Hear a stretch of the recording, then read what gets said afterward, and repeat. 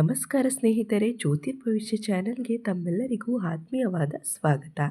ಇಂದಿನ ವಿಡಿಯೋದಲ್ಲಿ ನಾವು ತುಲಾರಾಶಿಯವರ ಫೆಬ್ರವರಿ ಮಾಸದ ಭವಿಷ್ಯದ ಬಗ್ಗೆ ಒಂದಷ್ಟು ಮಾಹಿತಿಗಳನ್ನು ನೋಡ್ತಾ ಹೋಗೋಣ.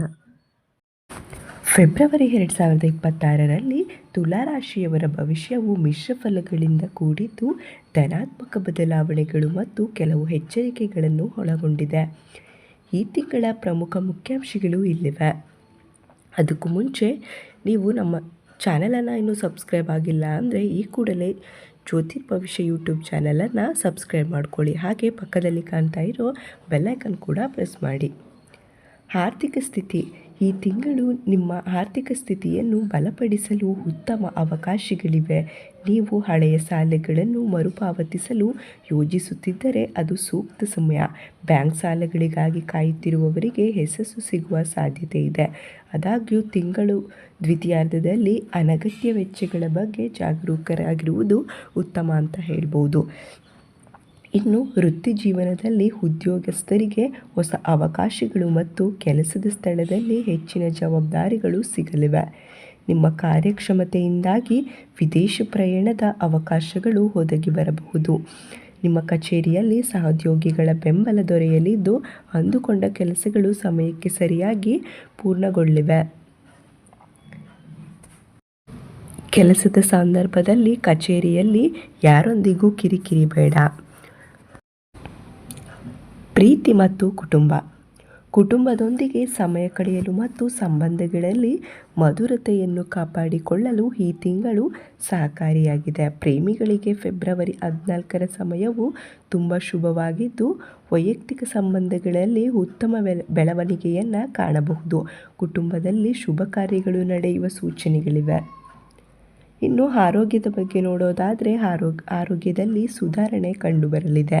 ಆದರೂ ಮಾನಸಿಕ ಒತ್ತಡವನ್ನು ತಪ್ಪಿಸಲು ಯೋಗ ಮತ್ತು ಧ್ಯಾನದ ಮೊರೆ ಹೋಗುವುದು ಉತ್ತಮ. ಹಾಗೆ ಪ್ರತಿನಿತ್ಯದ ಜೀವನದಲ್ಲಿ ನೀವು ಧ್ಯಾನ ಮತ್ತು ಯೋಗವನ್ನು ಅಳವಡಿಸಿಕೊಳ್ಳುವುದು ಉತ್ತಮವಾದಂತಹ ಮಾರ್ಗವಾಗಿದೆ. ತುಲಾರಾಶಿಯವರಿಗೆ ಫೆಬ್ರವರಿಯಂದು ಶುಭ ದಿನಾಂಕಗಳು ಫೆಬ್ರವರಿ 10 ಮತ್ತು 14ರಂದು ನಿಮಗೆ ವಿಶೇಷ ಅದೃಷ್ಟ ಮತ್ತು ಗೆಲ್ಲುವ ಶಕ್ತಿ ಹೆಚ್ಚಿರಲಿದೆ.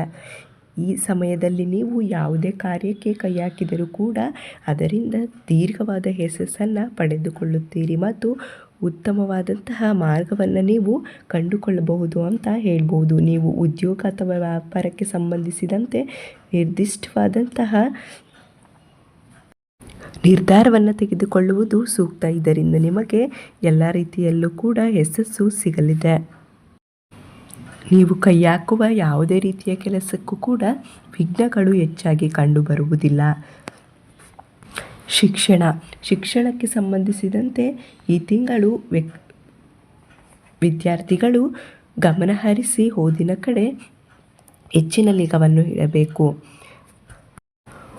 ಒಳ್ಳೆಯ ಶ್ರಮದಿಂದ ಮಾತ್ರ ಪ್ರತಿಫಲ ಸಿಗಲು ಸಾಧ್ಯ.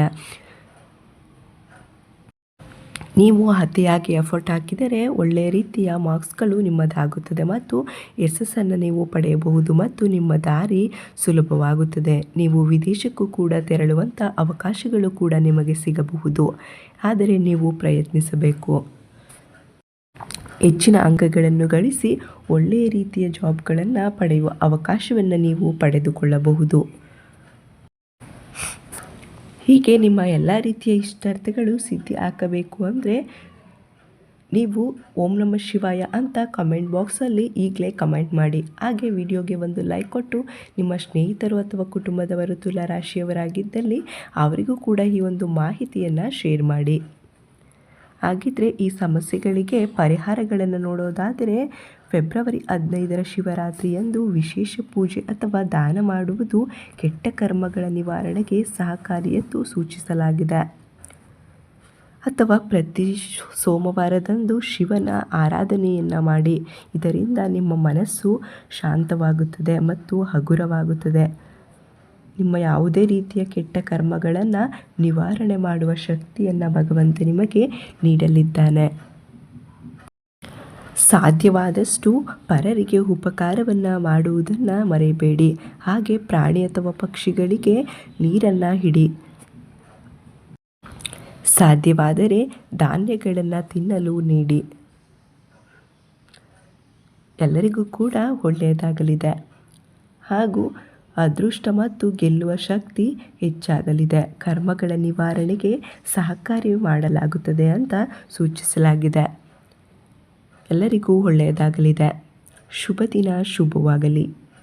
ಧನ್ಯವಾದಗಳು.